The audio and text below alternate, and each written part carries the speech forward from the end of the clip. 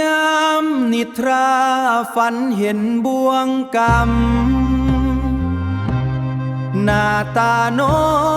งยามนึกถึงคุณทานอกตันยู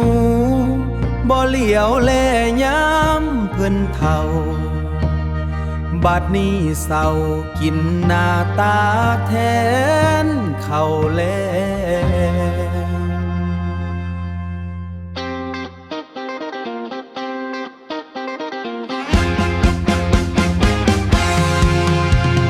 โอ้ละน้อ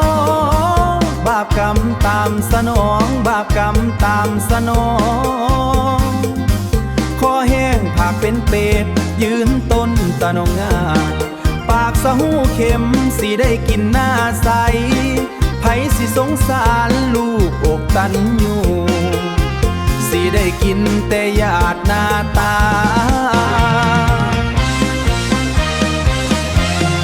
ยามเพิ่นฮ้อนสิหาไผ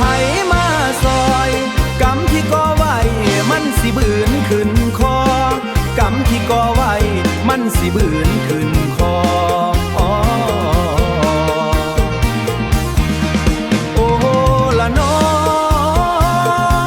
คิดได้ยามสายเกินเบิ่งเอาเด้อพี่น้องเบิ่งเอาเด้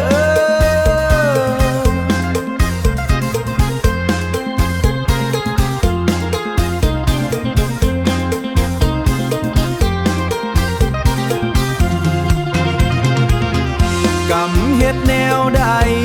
ก็ได้อย่างนั้นบ่หักบ่แพงพ่อแม่ยามเพิ่นมีแฮงบัดนี้มาเป็นเป็ดแล่งอยู่กลางทางบุญคุณพ่อแม่ล้ำค่ากว่าสิ่งใดอย่าได้ลืมพระคุณทานเด้อพี่น้องเด้อดูอกตันยูเป็นตัวอย่าง